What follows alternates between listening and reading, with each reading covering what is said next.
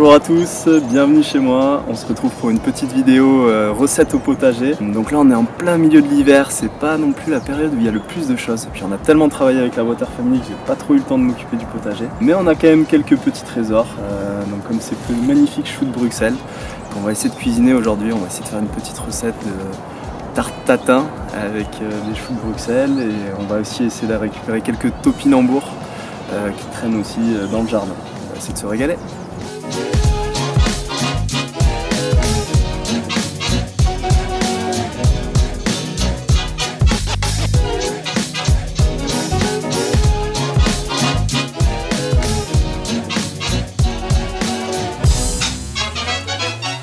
Donc l'hiver c'est super important de bien pailler son potager, on le voit là ici c'est tout gelé. Donc là j'ai mis une grosse couche de foin qui va servir à protéger un petit peu la terre. Si je découvre là, il y a un petit peu de bois, il y a vraiment une grosse couche, la terre reste en dessous très souple, très vivante. Si on regarde un petit peu, il doit y avoir de la vie, il doit y avoir des vers de terre. Donc cette couche de paillage extrêmement importante pour venir protéger tout ça. L'essentiel c'est de faire avec ce que vous avez près de chez vous. Là ici nous on a de la chance d'avoir du foin pas loin, mais ça peut être aussi des feuilles. On a un chêne juste à côté, on a récupéré pas mal de ces feuilles de chêne pour pailler le reste. C'est aussi la très bonne période pour faire des boutures. Donc là ici vous avez pas mal de groseilles qui ont été bouturées, des cassis, de la vigne aussi un petit peu. Voilà, j'ai bouturé pas mal de choses, quelques aromatiques aussi qui vont venir passer tout l'hiver plutôt dans un endroit à l'ombre.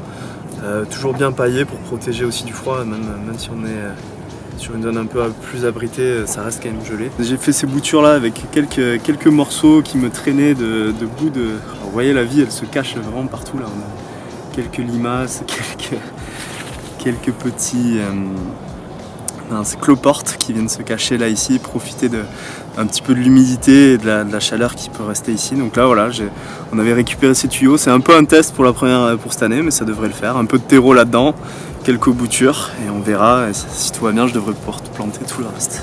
Pour notre recette de tarte tatin aux choux de Bruxelles, on a une bonne tige de choux de Bruxelles. Alors il est souvent mal aimé, les gens n'aiment pas trop le chou de Bruxelles, ça a ce goût un peu amer, donc on va essayer de le cuisiner, essayer de vous donner un peu plus envie de consommer ce chou parce qu'il est très bon. Alors c'est vraiment, une fois de plus, on insiste souvent sur ça, mais la différence qu'il peut y avoir entre les choux de Bruxelles qu'on achète dans le commerce et ce que vous faites pousser chez vous directement.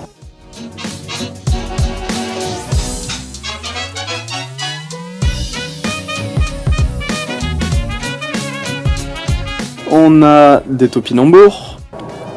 Les topinambours c'est magique, de les avoir à la maison, on peut s'en venir se servir tout l'hiver très facilement. Et puis ça n'a rien à voir en termes de goût, ils sont beaux, ils sont fermes. On va les cuisiner directement, c'est parfait quoi.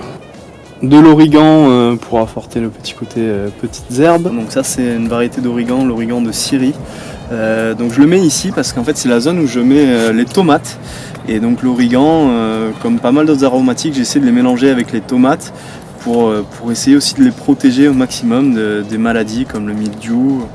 Donc là on est sous un petit abri qu'on a construit pour les protéger de l'eau. Mais en plus rajouter ce genre d'aromatique au pied, ça permet de ralentir la propagation des maladies. Et puis c'est super bon aussi après à mélanger sur une tarte à la tomate, etc.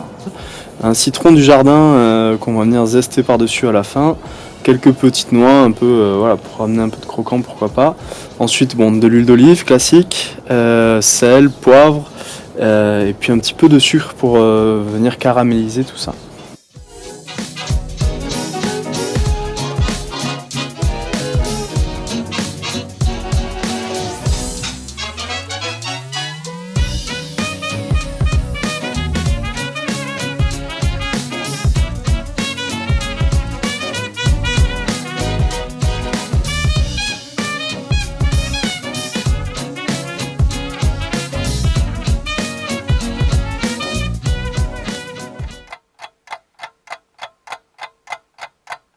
Alors pour les courges c'est un légume de saison bien sûr. Pendant l'hiver on vous dit de manger des courges, des potirons, des potimarrons, des butternuts, etc. Mais c'est une question qu'on pose souvent en fait. Les courges, il n'y en a pas dans mon potager en ce moment parce que les courges ça pousse pas en hiver. Les courges, ça pousse pendant l'été, on les récolte à la fin de l'été, début de l'automne. Mais par contre, on va les conserver très longtemps. On les garde tout l'hiver, on peut les garder quasiment pendant 1 an. Donc bien sûr que les courges sont de saison en hiver, mais maintenant elles ne poussent pas en hiver, elles poussent avant. On va les conserver longtemps.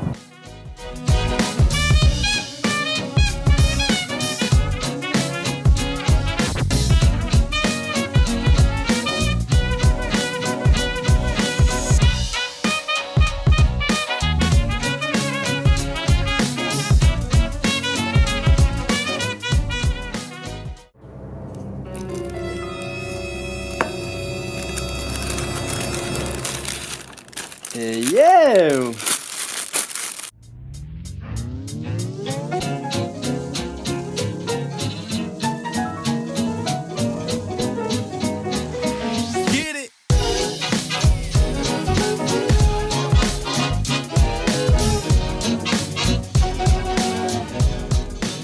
Avec la Water Family, on vient de développer un tout nouveau calculateur très axé sur l'alimentation et ce qu'on met dans notre assiette pour comprendre un petit peu mieux l'impact de nos choix alimentaires à la fois sur notre environnement et sur notre nutrition. On va regarder l'eau, les sols et l'air et d'autres paramètres. Et pour la nutrition, on va regarder la quantité de calories qu'une personne peut obtenir par jour et aussi tout ce qui va être micronutriments, donc les protéines, etc. Ce calculateur est basé sur les bases de données de l'ADEME, qui s'appelle Agribalise, qui ont été construites en miroir avec les bases de données de l'ANSES, la base de données SQL.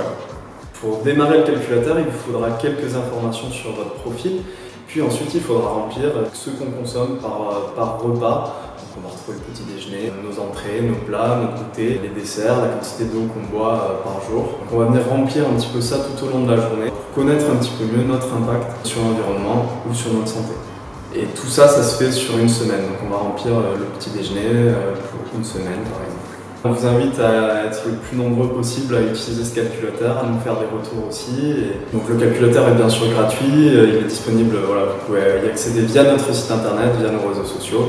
Donc l'adresse elle s'affiche là. Ce calculateur vous permet gratuitement de mesurer un petit peu, de connaître un petit peu mieux votre impact à la fois sur l'environnement et sur votre santé.